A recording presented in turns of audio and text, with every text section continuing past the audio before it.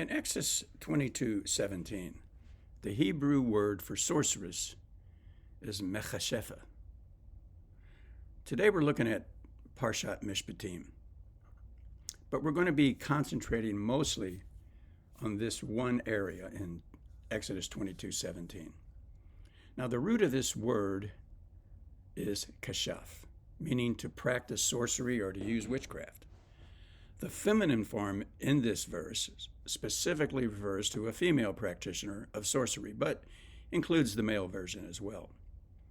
Parshat Mishpatim lays out various laws, and this particular command has sparked a lot of discussion over the centuries regarding what sorcery, or kashuf, actually meant in an ancient Israelite context.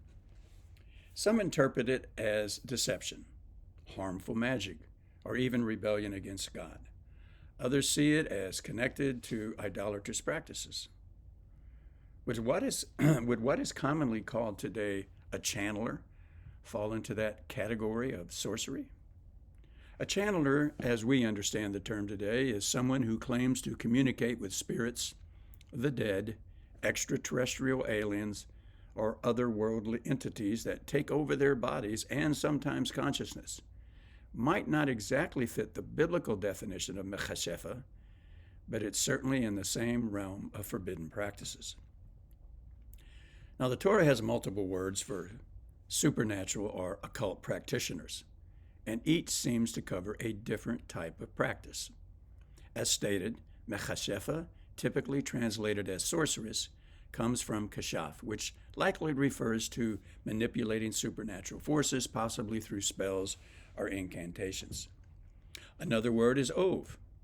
This is someone who communicates with the dead, often translated as a medium or necromancer. This is what the witch of Endor was accused of in 1 Samuel chapter 28, when she summoned the spirit of Samuel for King Saul. Another is Yironi. Often paired with ov, is a term that is sometimes interpreted as a type of diviner or spirit communicator. Then there is the word kosem. This identifies a soothsayer, a diviner of events, someone who predicts the future through supernatural means. Finally, we have the word menachesh. This person is one who practices divination through omens, possibly similar to astrology or interpreting signs, such as reading the tea leaves and entrails of animals.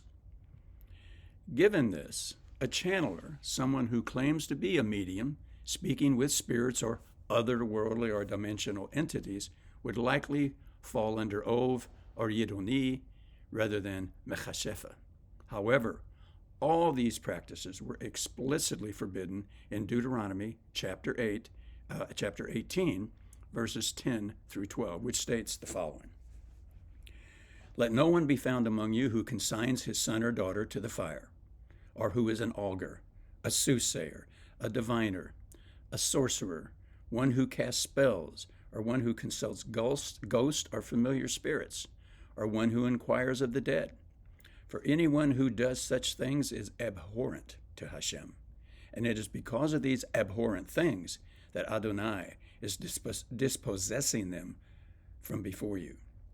Therefore, if one is to dedicate themselves to the Torah of source, then the list of various forms of magic, necromancy, and divination, etc., should be seen in the same light, an abomination.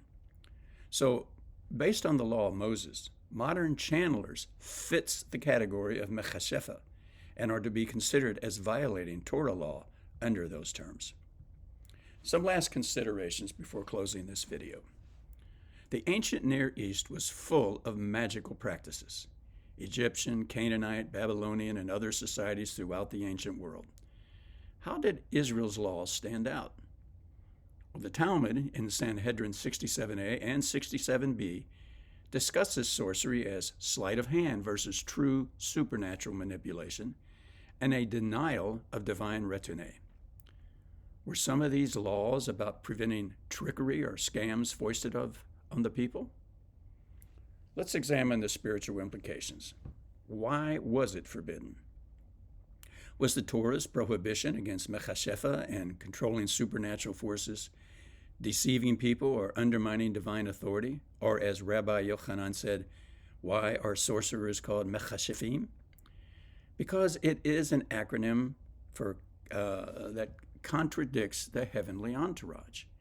If a channeler today claims to speak with spirits, does that challenge enuma, faith in Hashem's sovereignty? Could this relate to idolatry, seeking power from forces outside of source, which, by the way, is impossible? To bring this down to our modern age application, is a channeler the same as a biblical sorcerer? Do modern psychics, mediums, and channelers actually tap into something supernatural? Or is it just a psychological sleight of hand?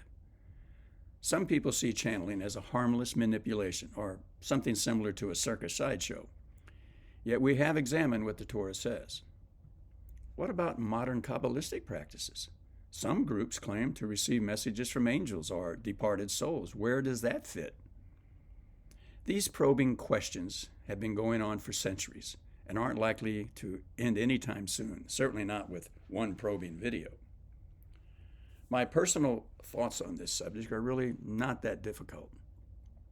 By definition, sorcery of any kind, be it conjuring up spirits, channeling beings, be they extraterrestrial or so-called interdimensional entities, or the boogeyman, is an attempt to assume control of nature through the powers of impurity, or tumah, and thereby deny source's mastery over its own creation. Why did Hashem warrant the harsh penalty of death for those who practice these abominations? In our day and age, this seems a bit rash, but seen in light of the great destruction that sorcery can bring, their practice of divination, channeling, mediumship, and so forth are extremely dangerous to others due to the corrosive and enticing nature of such activity, which can and usually does lead to deception and fraud of individuals and a society, causing irreparable financial, physical, psychological, and most importantly, spiritual harm. Hashem saw this kind of activity as a ruin of the people. If we claim to trust in the Creator of all that is, then we need to view the world from that mindset. While most secular laws in the world prevent the courts from administering this kind of biblical sentence of sorcery, there is no law that prevents one from not following after those who do it, or engaging in their abomination by watching, reading, or participating in any way with it. Just throw away the sorcery books into the trash. Turn off the TV station that highlights them. Don't follow the shows on the internet programs that showcase it. That is how we can do our part in the 21st century to follow Torah. I want to thank you for watching this video. If you find my video podcast helpful in your journey through this life, please like and subscribe and hit that notification bell. All my videos can be found on Rumble and YouTube and Locals, as well as the various social media platforms across the internet. Links to my Schmooze Views Locals community and blogger page are listed in the show notes below. I'd love to hear from you, and I love hearing and reading your comments. So please post them below. Until next time, I want to wish you a shalom.